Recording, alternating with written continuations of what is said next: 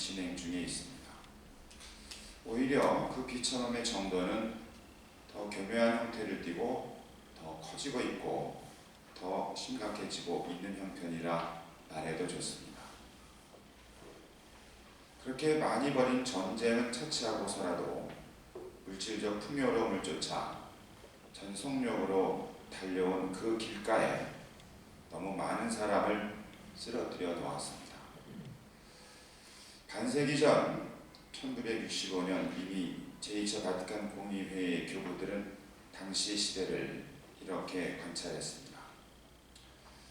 인간은 자신의 힘을 그토록 널리 펼치면서도 언제나 그 힘이 인간을 섬기도록 다스리지는 못했다. 인류가 이토록 풍요로운 재화와 능력과 경제력을 누려본 적은 결코 없었다. 그러나 아직도 세계 인구의 상당수는 기아와 빈곤에 허덕이고 있다. 세계는 각자의 상호 의존과 필연적인 연대로 하나를 이루어야 한다는 것을 그토록 절감하면서도 서로 싸우는 세력들이 일으키는 극도의 대립으로 분열되어 있다.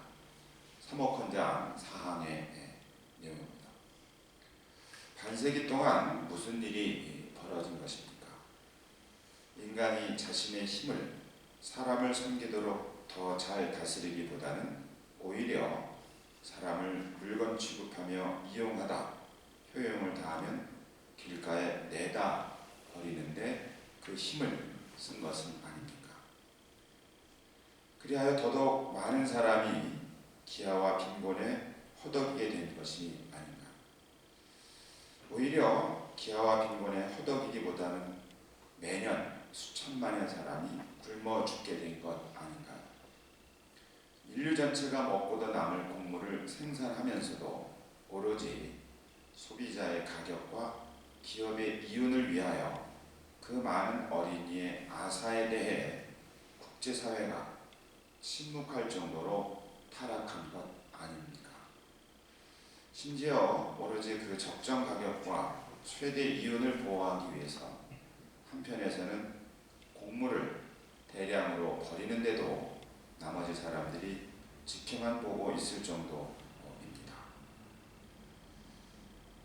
세계화와 자유를 노래하면서도 극도의 대립, 곳곳에서 산발적으로 끊임없이 벌어지는 세계대전을 무덤덤하게 지켜만 보고 있을 정도로 우리의 마음은 무력해진 것입니다.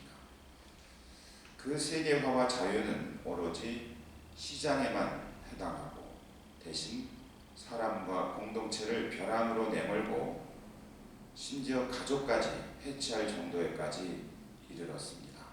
거창하게 말하면 지난 50년 인간관과 세계 간에 심각한 왜곡이 불러온 인간과 공동체 위기에 직면한 것, 그것이 바로 코로나19가 오늘날 우리에게 그 본 모습을 보여주는 표징 아니겠습니까?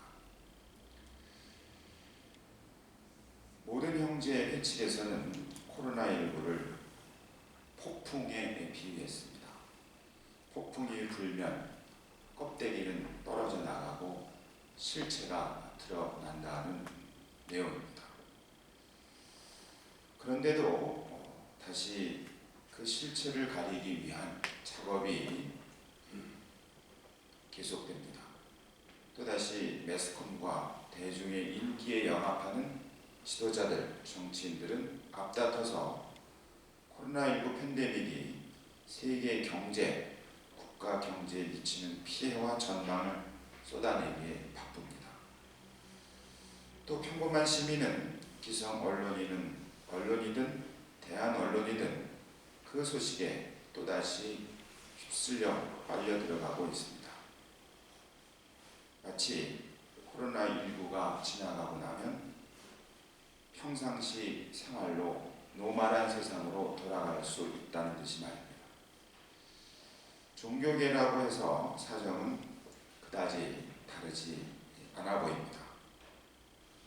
대면 예배, 대면 미사를 하니마니 중재하니 재개하니 그 관심은 온통 내부의 사정에 집중하고 있는 것처럼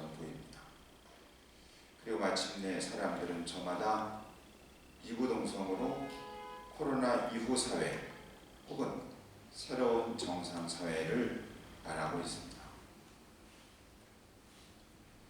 세계 경제 회복과 새로운 정상 사회가 인간 내 생명과 존엄, 또 인권과 공동 운명체의 회복을 의미하는 것이어야 합니다.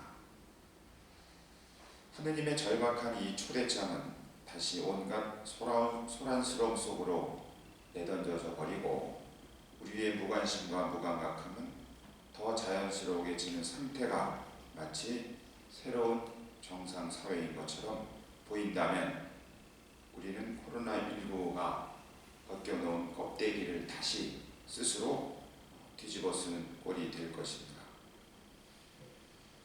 교회 전례록으로 대림 제2주일이고 인권주일이며 사회교리 주간의 첫날이기도 합니다. 다시 인간의 생명과 존엄 그리고 인권과 공동체를 무겁게 생각합니다. 프란치스코 교황의 세회책 모든 형제 186칸에는 이런 문장이 있습니다. 어떤 이가 한 노인을 얻고 강을 건넜다고 합시다. 그것은 사랑의 행동입니다.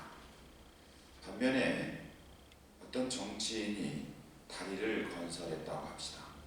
그건 역시 사랑의 행동입니다. 앞의 행동을 우리 가톨릭 사회교리는 개별적 행동을 재촉하는 사랑이라고 하고 뒤의 행동을 사회정치적 사랑이라고 합니다. 길가에 상처를 입고 쓰러져 있는 그들을 포용하거나 배제하는 그 결정은 어떤 경제적, 정치적, 사회적, 종교적 사업이든 다 그 사업을 심판하는 하나의 기준이 될 수 있습니다. 모든 형제의 60화의 내용입니다. 우리 교회와 그리스도인은 저마다 가까운 데서든 사회에서든 지구촌 차원에서든 착한 사마리아인을 찾아 연대하면서 그 영성을 되살리고 적극적으로 실천해야겠습니다. 무엇보다도 선의의 모든 사람과 함께 길가에 쓰러져 있는 사람 하나를 찾아 나서고 자비의 마음으로 그들을 보고 두 발로 다가서며 두 손으로 그 상처를 직접 만지고 우리가 지닌 한 미나 한 탤런트로 그를 일으켜 세우는데 우리 교회가 앞장서야겠습니다. 또 정부는 무엇보다도 먼저 더딘 사람과 힘없는 사람과 소외된 사람, 곧 사회적 약자를 위해 여러 곳에 다리를 놓아주어야 합니다. 우리 시민이 세금을 내고 권한을 위임한 것은 그들끼리 정쟁을 일삼으라고 한 것이 아니라 바로 나와 같이 똑같은 한 사람 혹은 나보다 더 힘없는 사람을 위해 우리가 할 일을 대신 해달라는 뜻이었습니다. 곳곳에 정치적, 경제적, 문화적 다리를 놓음으로써 모든 사람이 그 다리를 건너 새로운 세계로 나아가는 일을 해야 할 임무를 다하라고 우리 국민이 그들에게 권한을 위임하고 그 권한을 행사하라고 세금을 낸 것임을 꼭 기억해 주시길 바랍니다.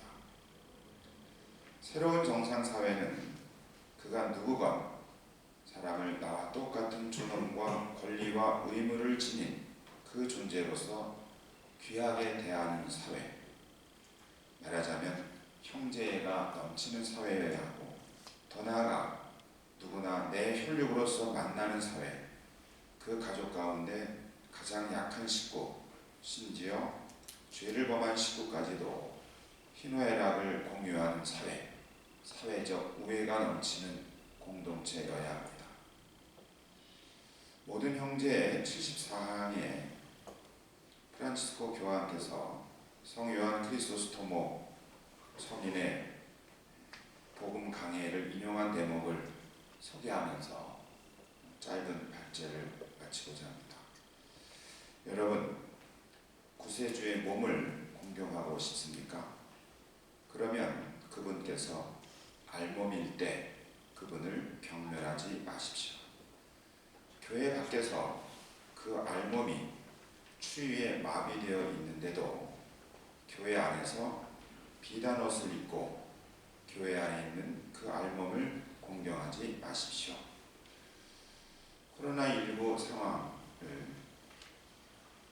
루카복음 착한 사마리아인의 비유의 말씀을 빗대면 강도당한, 그래서 길가에 쓰러져 있는 한 사람에 비유할 수 있습니다. 이 상황에서 예수님께서는 누가 내 이웃이냐고 묻는 율법학자에게 비유를 말씀하시면서 되묻습니다. 누구에게 이웃이 되어 주었느냐 하고 말입니다. 오늘날 이 시대에 하나님께서는 우리를 다시 초대하시고 소환하셔서 누구에게 이웃이 되어 주었느냐고 묻고 싶어 하십니다. 고맙습니다.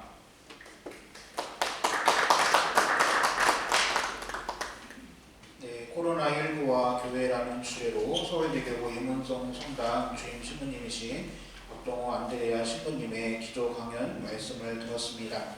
다음 시간으로 첫 번째 발제로 전염병과 교회의 역사라는 주제로 인천교구 중일동 성당 주임 신부님이시자 인천가톨릭대학교 신학과 교수이신 장동훈 빈첸시오 신부님을 모시고서 발제 강연을 듣도록 하겠습니다.